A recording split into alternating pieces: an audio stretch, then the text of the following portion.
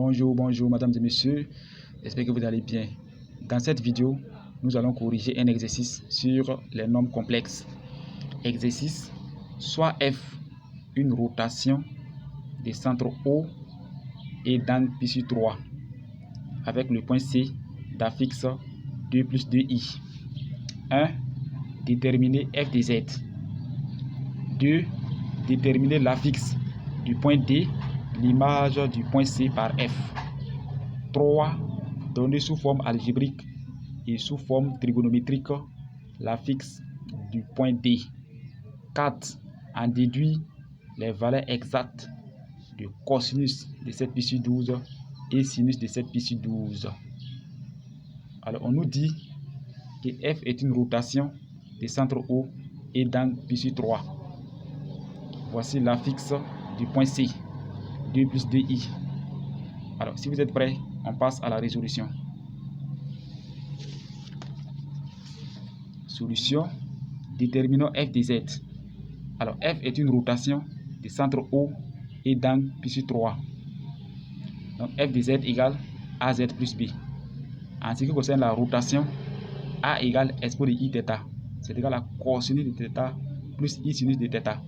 Dans notre cas ici, notre θ égale pi sur 3. Donc a égale expo de i pi sur 3. C'est égal à cosinus de pi sur 3 plus i sinus de pi sur 3. Cosinus de pi sur 3 qui fait 1 demi. Et sinus de pi sur 3 qui fait racine carrée de 2. Excusez, sinus de pi sur 3 qui fait racine carrée de 3 sur 2. Donc a égale 1 demi plus i racine carrée de 3 sur 2.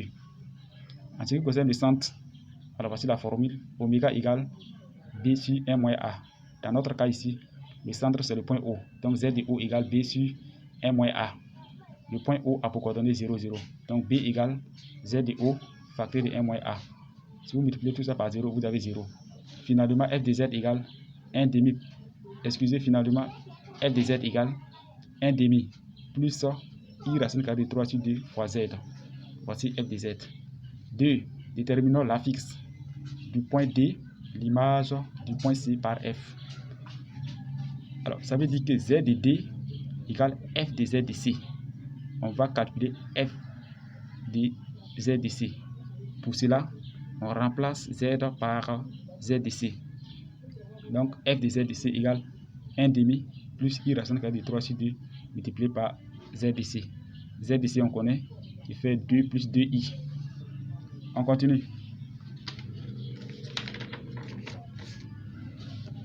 Donc, f de z de C égale 1 plus i racine carrée de 3 moins racine carrée de 3. Alors, on met les parties réelles ensemble et les parties imaginaires ensemble.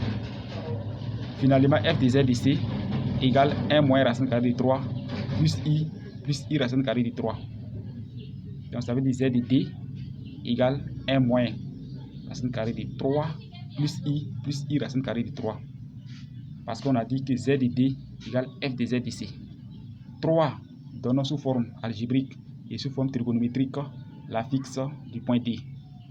Alors, en ce qui concerne la forme algébrique, voici la forme algébrique de z de D. 1 moins racine carrée de 3 plus i racine carrée de 3. C'est la forme algébrique. On va chercher la forme trigonométrique de l'affixe du point D. Donc, z de D égale R facteur de cosinus θ plus i sinus de θ. On va chercher R et θ. Alors, R égale module de z de D. C'est égal module de 1 moins racine carrée de 3 plus i racine carrée de 3.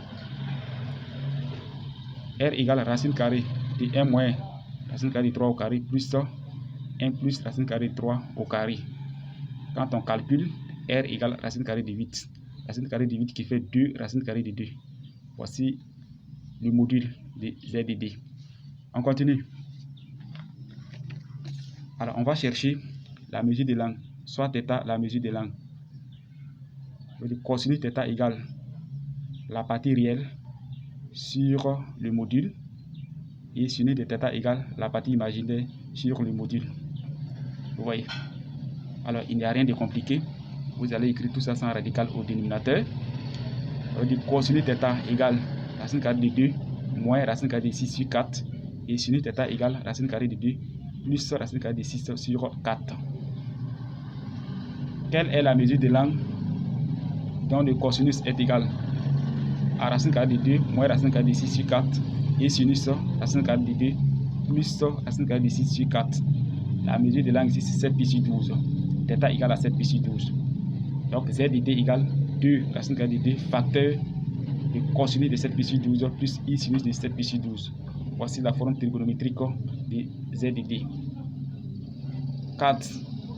Alors, les valeurs exactes de cosinus de 7 pi sur 12 et sinus de 7 pi sur 12. Voici la forme algébrique.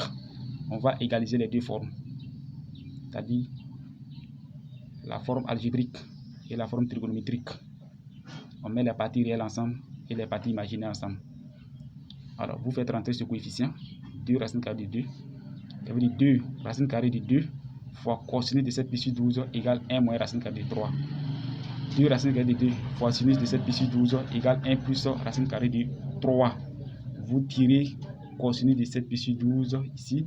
Et là, vous tirez sinus de 7 pi sur 12. Donc, cosinus de 7 pi sur 12 égale 1 moins racine carrée de 3 sur 2 racine carrée de 2. Et sinus de 7 pi sur 12 égale 1 plus racine carrée de 3 sur 2 racine carrée de 2. Alors, c'est égal à racine carrée de 2 moins racine carrée de 6 sur 4. Là, ça fait racine carrée de 2 plus racine carrée de 6 sur 4. Finalement, cosinus de 7 pi sur 12 égale racine carrée de 2 moins racine carrée de 6 sur 4.